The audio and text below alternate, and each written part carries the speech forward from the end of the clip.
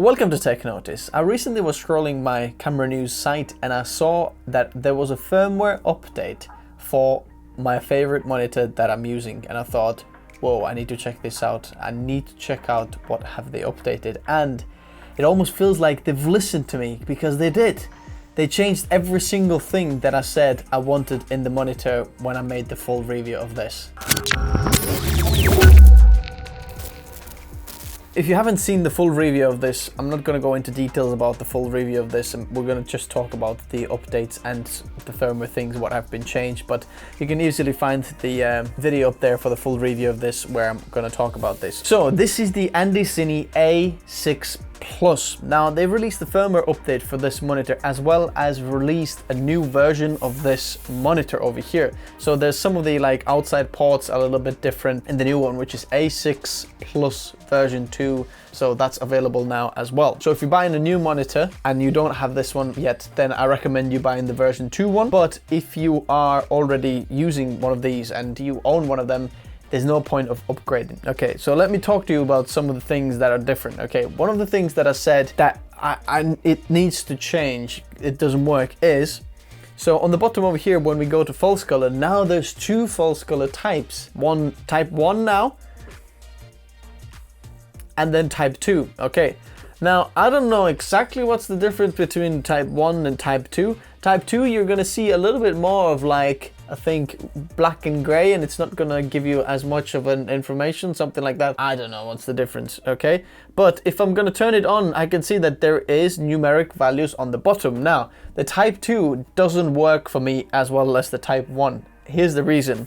I think this is a software bug, so Andycine, if you're watching this, maybe you can fix this in the firmware update as well. But if I'm gonna go to firmware 2, or the false color type 2, and then tap off, there is the numeric values of the IRE on the bottom, but then they just flash off after a few seconds. So if I want them back, all I have to do is go back, type on the false color, type 2, click off, and then we're gonna have the IRE values, and then they drop off back again. But if we're gonna go to false color type 1, you can see they just stay on the bottom there, and that is, oh, that is so good. I don't know how can you understand the false colors without the numeric values of IREs on the bottom, because every company does the colors a little bit differently. Different colors, are different things. Usually, red is the clip one, but all the things in the middle, they're usually different colors, at least what I've seen from different monitors I've tested. And I'm running 3 monitor setup over here. There's one over here, which is a little bit trippy because I'm running it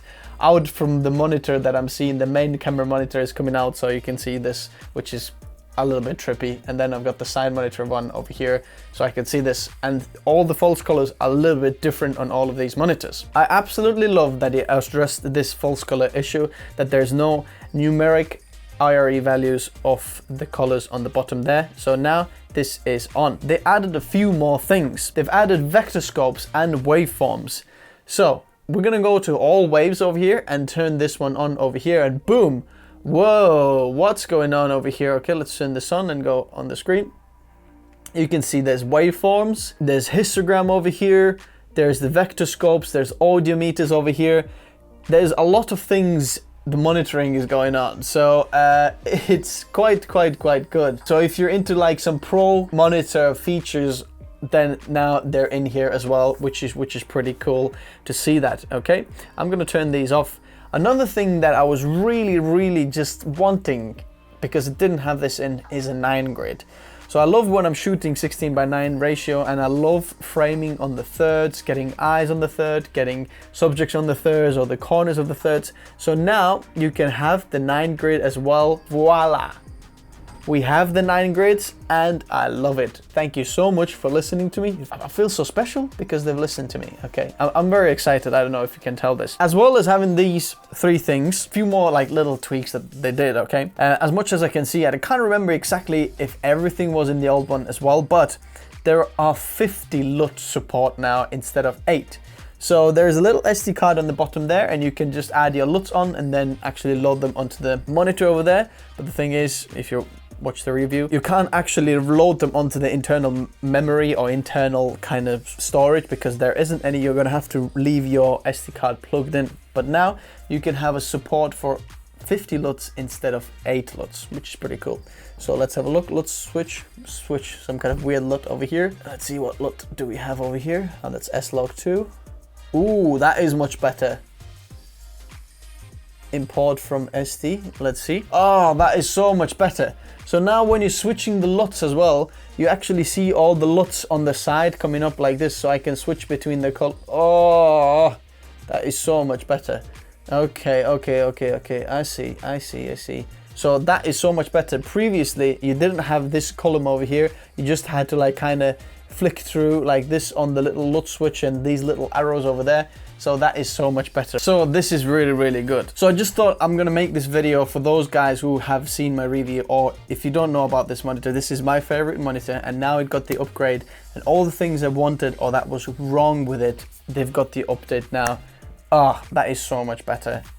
That is really, really good. So if you don't know how to do the firmware update, I'm also gonna leave a link for this firmware where you can download it in the description. You're gonna click on the link, scroll all the way down, and you're gonna see this firmware over there. Download that firmware, put it on an SD card, put it in, make sure that it is in the root folder, which means that the first click when you click and open the SD card, put it in there, and then plug it back in here, and then update the firmware is double tap on the screen, go into the settings cogs, and then go firmware update, and then click right, and then it's gonna scan for it, and then you're gonna ask for a firmware update, click basically OK. It's self-explanatory afterwards from there. Very, very simple, and it's definitely worth it. It's the best upgrade that they've done for this monitor. If you have any other question, guys, I'm happy to answer them in the comment section below. I'm gonna meet you down there. Like this video if you found it helpful. Hit subscribe if you haven't yet, and I'm gonna see you in the next one.